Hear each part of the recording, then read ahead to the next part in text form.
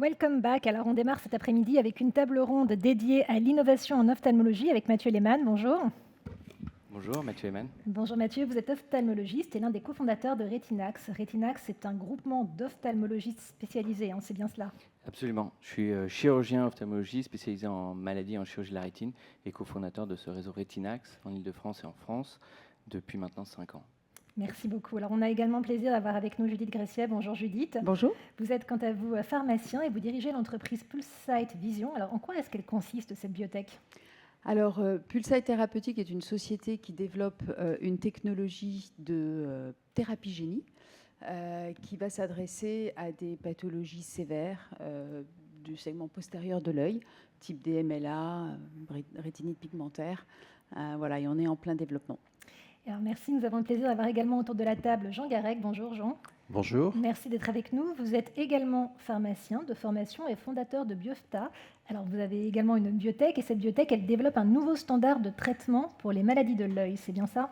C'est tout à fait exact. Aujourd'hui, si vous avez une pathologie de l'œil, quelle qu'elle soit vous vous appliquez des gouttes à la surface de l'œil ou des pommades, tout ce qu'on vient se mettre sur la surface de l'œil, ou bien lorsque vous avez une pathologie de la rétine, et bien là, il n'y a pas d'autre choix d'aller injecter le produit tout au fond de l'œil. C'est des actions qui sont assez douloureuses et invasives. Nous, on veut rendre les piqûres et les gouttes obsolètes avec ce nouveau standard de traitement. Vous l'avez dit, c'est assez contraignant, assez invasif. Alors justement, on va en parler des innovations. Quelles innovations pour transformer la prise en charge ophtalmologique? On va en discuter tous les trois. Pour commencer, quels sont les besoins non satisfaits en ophtalmologie? On va démarrer avec vous, Mathieu, puisque donc vous êtes ophtalmo, comme on le disait. Au quotidien, quels sont les problèmes que vous rencontrez dans l'accompagnement des patients et comment est-ce que vous y répondez à ces problèmes? Alors en ophtalmologie, on fait face à des problématiques qui ne sont pas particulières à l'ophtalmologie, mais particulières, enfin, ou plutôt générales à l'ensemble des spécialités médicales. C'est à la fois une population qui est vieillissante et qui est exposée à de plus en plus de pathologies liées à la dégénérescence des tissus ou à l'exposition des facteurs environnementaux. Et en face, on a une démographie médicale qui n'est pas forcément en adéquation, à la fois moins d'ophtalmologistes sur le territoire et moins bien répartis sur le territoire. Et ce que nous, on a voulu mettre en avant et développer avec notre société Retinax il y a 5 ans, c'est définir un parcours de soins optimisé pour les patients qui permet aux patients qui sont malades avec un certain nombre de pathologies silencieuses et qui s'ignorent, d'être dépistés près de chez eux en région, d'être amenés au sein de structures de consultation spécialisées dans lesquelles les ophtalmologistes sont en multispécialité ophtalmologique regroupés avec un équipement de pointe et les amener vers la chirurgie s'il y a besoin, le cas échéant. Alors, Judith, on le disait à l'instant, vous vous intéressez à la DMLA, c'est une pathologie de la rétine, c'est quand même la 3e cause de cécité en France, dans le monde, pardon, même il faut le rappeler, dans le monde. Or, les traitements disponibles par injection, à l'heure actuelle, ils visent ce qu'on appelle la DMLA humide. En revanche, pour ce qu'on appelle la DMLA sèche, là, il n'y a encore aucun traitement sur le marché en Europe. C'est donc à ce besoin d'innovation thérapeutique que vous vous adressez, c'est ça? Effectivement, c'est en tout cas l'indication qu'on a choisie en premier lieu, même si notre plateforme permet de développer des médicaments pour d'autres pathologies toujours sévères de l'œil. On a choisi la DMLA sèche. Effectivement, c'est une pathologie qui est très complexe. Il y a 2 traitements qui existent aux États-Unis avec une efficacité très relative. Et donc, il n'y a pas de traitement aujourd'hui autorisé en Europe. Et donc, c'est la pathologie qu'on a choisie pour démontrer l'efficacité de notre programme qui rentre en clinique. Félicitations pour la mise en place de ce programme. Alors Jean, vous le disiez tout à l'heure, la lourdeur des traitements génère une mauvaise observance parce que les injections, tout ça, c'est quand même pas très facile au quotidien. Si les chiffres que j'ai sont bons, je crois que c'est la moitié des gens qui ne suivent pas leur traitement, avec potentiellement une détérioration irréversible de la vue vers la cécité. Alors peut-être quelques mots sur le traitement que vous avez développé.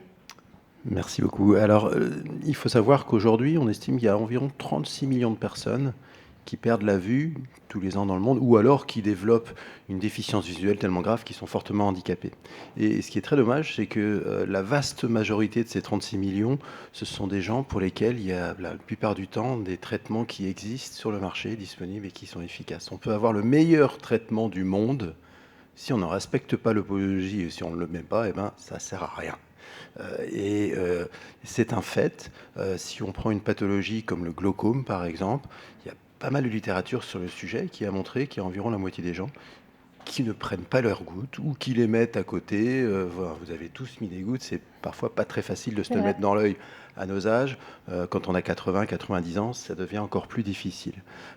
Et curieusement, on pourrait penser que les patients qui sont traités pour des pathologies sérieuses rétiniennes ayant recours à des injections respectent. C'est vrai pour la première année, et dès la deuxième année, on s'aperçoit que l'observance également s'effondre.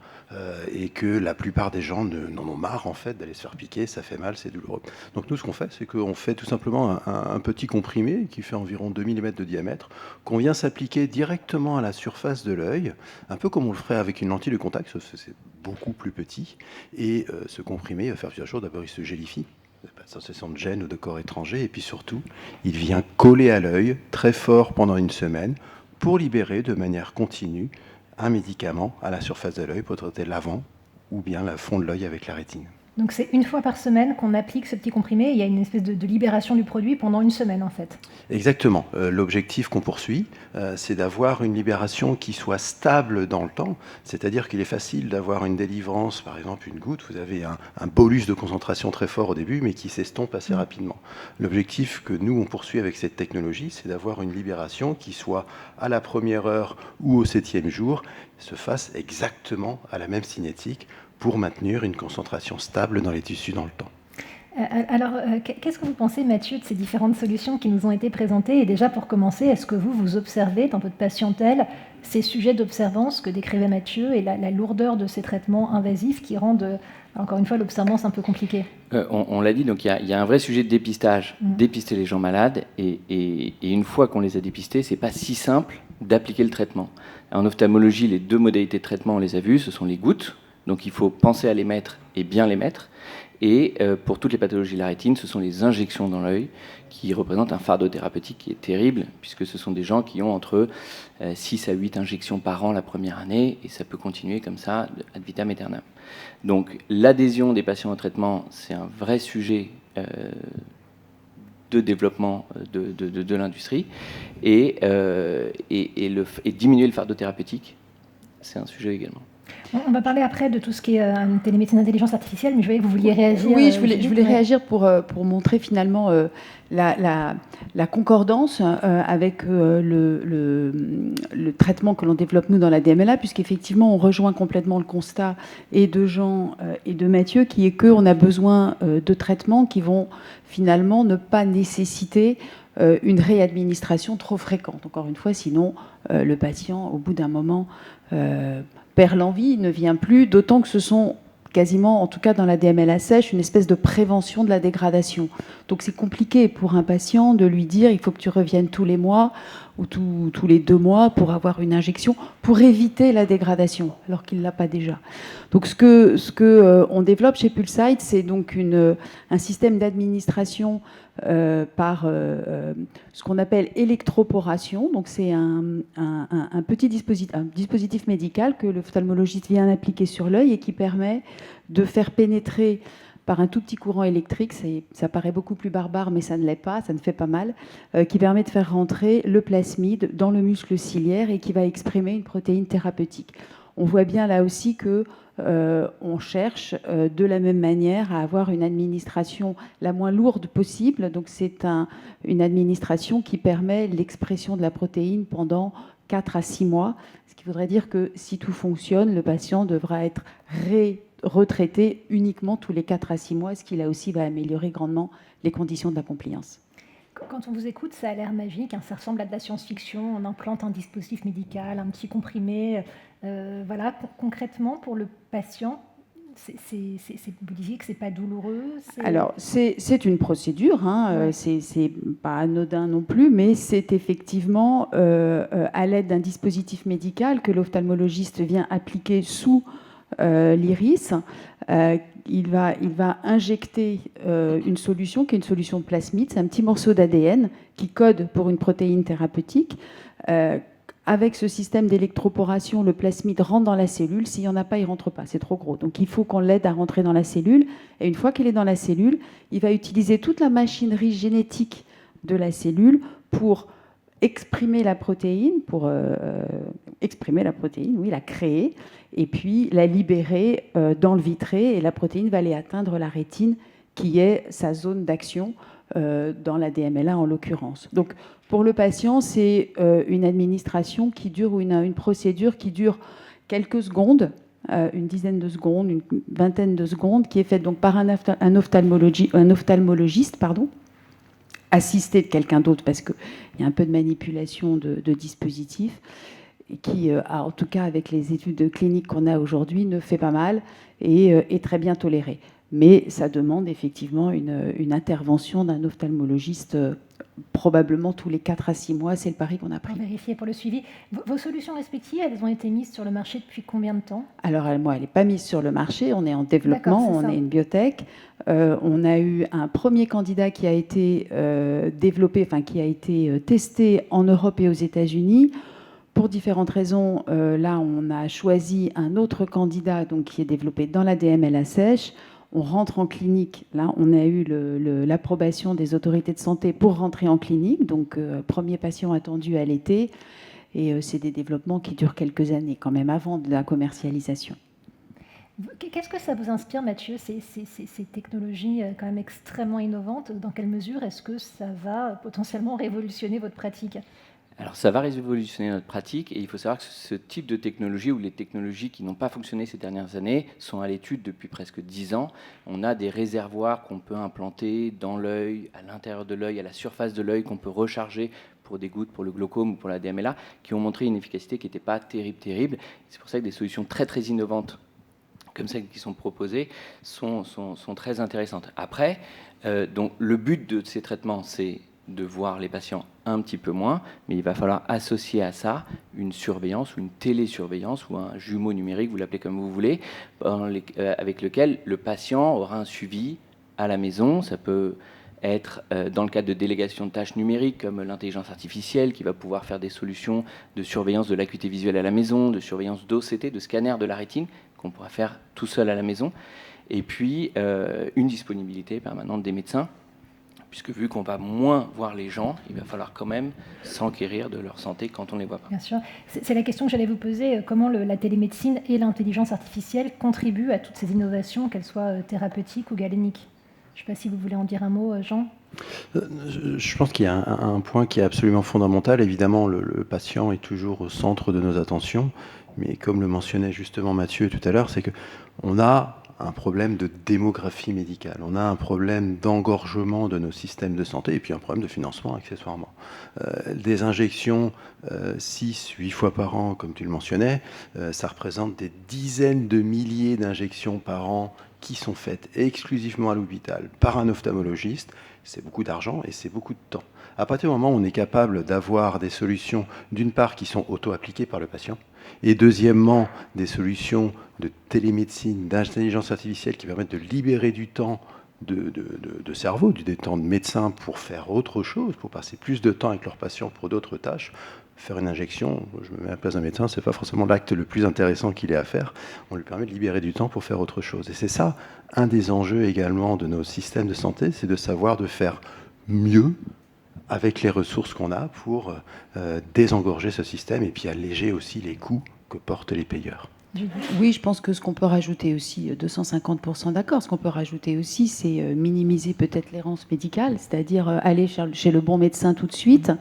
Et puis, parce que c'est un enjeu dans des maladies progressives assez silencieuses, diagnostiquer au bon moment pour pouvoir traiter et pour donner le maximum de chance au traitement et aux patients. Donc le diagnostic le plus tôt possible au bon moment est hyper important dans des pathologies comme ça qui, encore une fois, progressent silencieusement. Les dégradations se font à bas bruit, le patient ne s'en rend pas compte, et quand il s'en rend compte, souvent il a déjà perdu une partie de sa fonction visuelle. Donc, on comprend bien tous les intérêts, éviter l'errance diagnostique et prendre le problème à bras-le-corps avant qu'il ne se développe et que la vue ne se détériore, désengorger les hôpitaux et libérer du temps aux médecins, et puis, last but not least, améliorer la qualité de vie des patients, parce que c'est quand même plus facile de s'appliquer un petit comprimé ou de se faire implanter une fois pour toutes, peut-être pas une fois pour toutes, mais un dispositif, que d'aller régulièrement à l'hôpital, a fortiori si on habite loin d'un établissement hospitalier. Donc En termes de qualité de vie, c'est indéniable. Peut-être quelques chiffres sur la prévalence, on aurait peut-être même dû commencer par là, sur la prévalence, vous parliez de la DMLA et des autres pathologies que vous adressez avec vos solutions. Alors, moi, je parlerai de la DMLA. La DMLA, effectivement, on l'a dit tout à l'heure, on considère 200 millions de patients dans le monde. C'est déjà pas mal.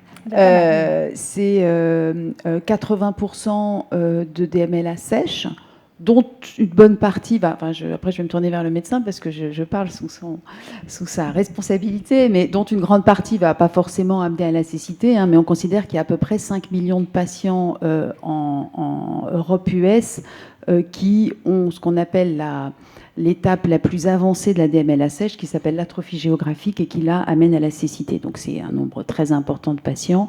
La DMLA humide, on la connaît bien. Je pense que bon nombre d'entre nous avons soit nous-mêmes, soit des gens dans notre entourage qui ont eu des injections intravitréennes. C'est à peu près 20% de la DMLA en général qui elle est soignée, mais encore une fois de manière symptomatique, c'est-à-dire qu'on réduit l'œdème, mais on ne soigne pas la cause. Et moyennant quoi, c'est une pathologie qui, au mieux, se stabilise, mais parfois progresse malgré les traitements. Et Jean, votre technologie, elle concerne tout type de maladies ophtalmiques ? Oui, effectivement. À l'origine, la découverte, il s'agit d'un véhicule qui permet d'amener efficacement les molécules au contact des cellules qui en ont besoin. Toutefois, il fallait bien choisir un point de départ et des indications pour des premiers candidats médicaments. Notre premier candidat médicament s'adresse au glaucome. Le glaucome, c'est environ 70 millions de patients au niveau global. C'est alternativement parfois une des premières causes de cécité. Et notre deuxième programme se situe dans l'œdème maculaire du diabétique. Il y a environ 20 millions de patients dans le monde qui sont atteints par la rétinopathie diabétique. Donc vous voyez, mis bout à bout, on s'attaque probablement aux deux premières causes de cécité dans le monde. C'est colossal et il y a un réel besoin des patients. On a fait un énorme travail avec les associations de patients. Je pense à France Glaucome, je pense à Rétine France. Quand on parle des patients, parce qu'on a une petite inquiétude de savoir si on vous remplace vos gouttes par un insert qu'on met dans l'œil, ils nous demandent mais quand est-ce qu'on signe, quoi. On va peut-être évidemment apprendre à se mettre l'insert les premiers temps, comme on apprend à se mettre des lentilles de contact, mais si ça nous supprime nos gouttes qu'on met une fois par jour, parfois même plusieurs fois par jour, il y a une très forte demande. L'injection, parce que c'est quand même pas une partie de plaisir d'aller se faire des injections intravitréennes et avoir toute l'angoisse associée. Effectivement, alors vous savez que j'ai deux parents qui sont ophtalmologistes, qui ont maintenant à la retraite, qui ont fait des injections pendant toute leur carrière et qui au début me disaient bon, les injections c'est rien, pourquoi tu veux supprimer les injections avec ton produit. Aujourd'hui, ils sont passés de l'autre côté, ils reçoivent eux-mêmes des piqûres et ça fait mal pendant les 24 heures qui suivent l'injection. Et puis pour l'injection suivante, on est stressé 3 jours avant parce qu'on sait que ça va faire mal. Donc non, il y a un impact important sur les patients. Vos patients, Mathieu, est-ce que vous communiquez un peu avec eux sur ces développements à venir, qui sont encore pour beaucoup d'entre eux de la science-fiction, mais qui verront bientôt le jour, et quels espoirs est-ce que ça génère chez eux ? Alors on communique régulièrement avec eux, on a des livrets, on leur donne de l'information numérique, on a des QR codes sur les ordonnances qui leur permettent d'avoir accès à des vidéos, du contenu numérique, on a des petits livrets qu'on leur donne en consultation. On est vigilant parce que ça fait une quinzaine d'années maintenant, par exemple pour la DMLA, que les injections existent. Ça fait une quinzaine d'années, pendant 10 à 12 ans de ces 15 ans, les médicaments n'ont pas tellement changé, il n'y a pas eu de nouveauté. Depuis 2-3 ans, il y a des nouveaux médicaments qui ont des plus grandes durées d'action, promises au-delà de 2, 3, parfois 4 mois. Et voilà, et on est toujours dans cette incertitude de l'efficacité de ces médicaments. Et on a eu, par exemple, dans la DMLA sèche, la forme atrophique, pour lequel aujourd'hui, je le rappelle, il n'y a pas de traitement. On a été assez déçus il y a 1 an et demi, parce que des médicaments sont arrivés sur le marché, approuvés par la FDA, et ils n'ont pas reçu les autorisations européennes. Donc à tous ces patients à qui on a communiqué des nouveaux médicaments qui pouvaient arriver, plein d'espoir et qui ont été déçus. Plein d'espoir et un peu d'inquiétude, parce que ça restait quand même des injections. Ils ont été un petit peu déçus. On n'a pas de ressources thérapeutiques pour eux. Et juste pour reprendre un peu les chiffres, on parlait de chiffres tout à l'heure, les 4 grandes pathologies en ophtalmologie qui font baisser la vue, c'est la cataracte, la première cause de cécité dans le monde qui est évitable, 1 million d'opérations par an en France, la DMLA qui est la première cause de malvoyance après 50 ans en France, il y a la rétinopathie diabétique dont on n'a pas beaucoup parlé ici, qui est la première cause de cécité avant 50 ans en France, et puis le glaucome, qui représente entre 4 et 8% de la population selon les études. Et ces 4 pathologies sont silencieuses. Ça fait pas mal, ça gratte pas, ça pique pas. Mais ça se développe à bas bruit, comme Ça disait, se développe à bas bruit. Judith. Et donc tout l'enjeu, et notamment de ce que nous, on a voulu développer, c'est comment aller dépister chez ces patients qui s'ignorent, qui sont en errance diagnostique, on a dit tout à l'heure, comment les dépister au plus proche de chez eux, pour répondre à ces problématiques des déserts médicaux, et les amener à la main vers des spécialistes qui pourront les prendre en charge. Oui, et puis comme on peut le voir sur l'écran, grâce à l'IA de mon smartphone, je peux tout lire, qui pourront les dépister et puis leur permettre de retrouver la vue, qui est quand même une des choses les plus précieuses. Donc j'imagine qu'il y a énormément d'espoir. Peut-être quelques mots sur les difficultés éventuelles ou les défis auxquels vous êtes confrontés en tant que biotech, parce qu'on imagine effectivement que ces solutions, ça ne se fait pas sur un claquement de doigts, que ça fait peut-être des années que vous y travaillez. Est-ce que vous pouvez l'un et l'autre nous en dire un mot ? Alors oui, bien sûr. Il faut savoir que on est pour la plupart pas des grandes multinationales. Hein. On parle d'industrie pharmaceutique, les gens s'imaginent Sanofi, Novartis. Nous, on a des entreprises qui font 5, 10 personnes au début. Enfin, on est vraiment des toutes petites équipes. On s'appuie beaucoup au début sur des équipes académiques. C'est souvent le point de départ des startups. Et puis ensuite, on doit avancer deux choses en parallèle. Le chef d'entreprise passe généralement beaucoup d'argent, beaucoup de temps à aller chercher de l'argent, justement, pour le financer au travers de levées de fonds, au travers de subventions, de financement non dilutif. Et ça vient alimenter un programme scientifique, un programme de recherche. Donc, idéalement, les deux avancent en même temps et en parallèle et se nourrissent l'un l'autre.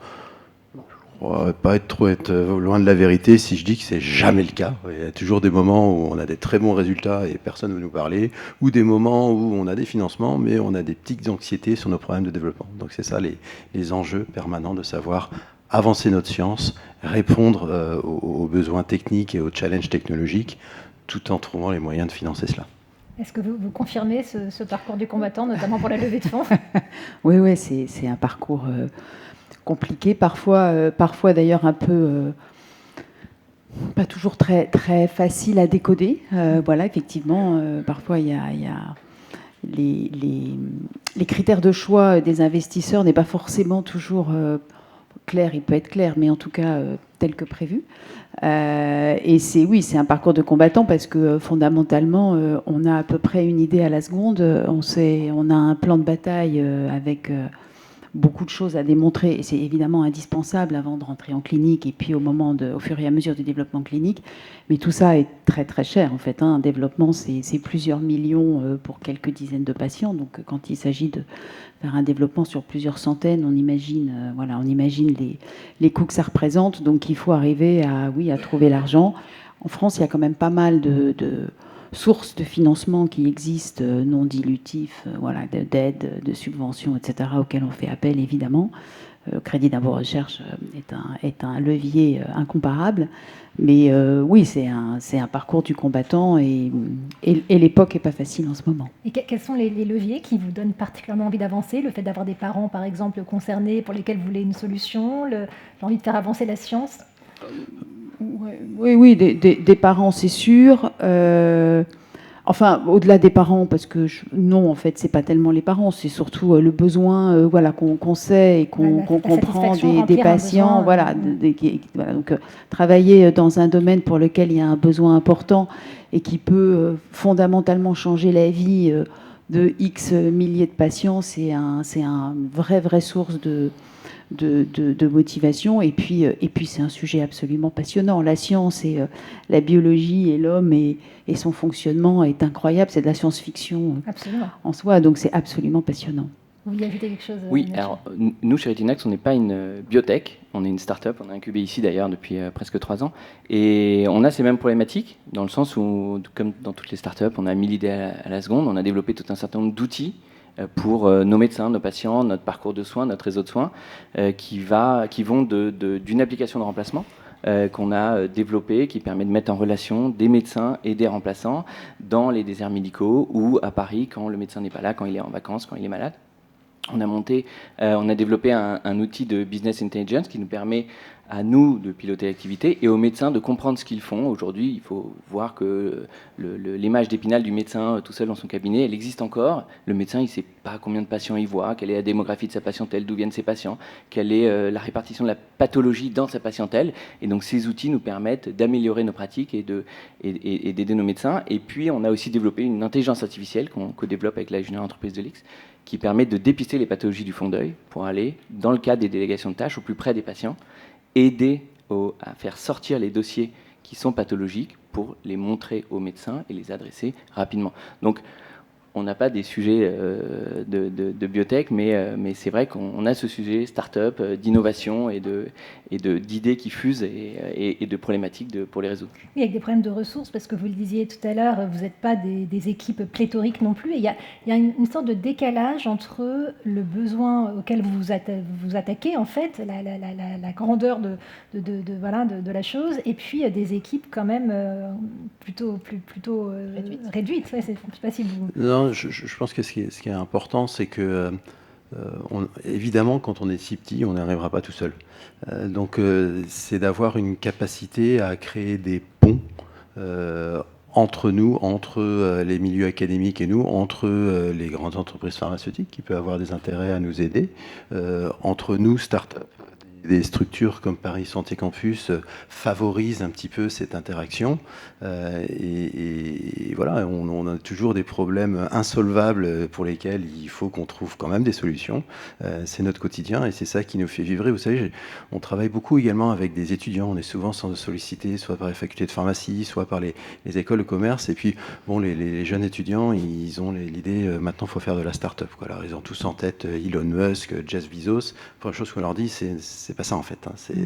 C'est la galère, on est toujours en train de tirer le diable par la queue, c'est pas du tout ça. Et en tout cas, pour répondre à votre précédente question, c'est pas surtout pas l'argent qui doit être le moteur, c'est ce que je dis aux étudiants. C'est un petit peu tarte à la crème, mais ce qui nous motive tous, c'est essentiellement les patients, le fait de pouvoir avoir un impact. Le problème de l'observance, c'est un réel problème. Le problème d'avoir des gens qui perdent la vue à cause de pathologies contre lesquelles il y a des médicaments, c'est désolant. Il y a une pathologie qui s'appelle le trachome en Afrique, 2 millions d'aveugles. Et c'est une pathologie qui se traite tout bêtement avec un petit antibiotique qu'on met dans l'œil. Seulement, il faut se le mettre plusieurs fois par jour pendant 6 semaines. Personne ne fait ça et les gens deviennent aveugles. Donc, c'est un petit peu ça ce qui nous fait vibrer, de parler à ces patients, de parler à ces gens-là et de voir qu'on peut apporter une petite pierre à l'édifice. On veut que nos solutions soient diffusées, soit arrivent un jour, après de longues années. Vous savez que c'est très long de développer des médicaments au service des patients. Que vous êtes sur le sujet, si j'ose dire. Alors, nous, on a créé notre société en 2020. On imagine une première mise sur le marché en 2030-2031. C'est dire la longueur du processus. Et vous, Judith ? Alors, la société a été créée il y a plus de 15 ans. Ah oui. Et la première mise sur le marché, vous l'imaginez pour quand ? Il faudra au moins probablement 8 à 10 ans encore. D'accord, oui, on voit bien à quel point c'est très long. Vous disiez, Mathieu, que vous êtes incubé ici sur le site de Paris Santé Campus. Est-ce que justement, dans le cadre de ces synergies qu'évoquait Jean à l'instant, vous travaillez en étroite collaboration avec des biotech comme Liller pour voir un petit peu ce qui se pratique ? Alors, on s'est déjà rencontrés, on a déjà partagé un certain nombre de choses. Nous, on a 5 ans, on sera ravis dans 10 ans d'être les premiers testeurs de vos process, de vos médicaments, de vos technologies. Oui, c'est un environnement qui est bouillonnant et qui met en relation les gens de façon très pertinente. Et donc, du coup, nous sommes rencontrés bien avant cette réunion. D'accord. Moi, ce que je vous propose, c'est qu'on termine sur cette note d'espoir que nous propose Xavier Gors. Grâce à l'IA, mon avenir proche est plein de promesses. Donc, que l'avenir soit proche ou plus lointain, on le souhaite plein de promesses. Et c'est vrai qu'on voit que le meilleur reste à venir grâce à tout le travail que des sociétés comme les vôtres est en train de réaliser. Et c'est franchement extrêmement porteur d'espoir. Donc, merci d'être venu nous présenter vos innovations. Merci beaucoup. Merci de votre invitation.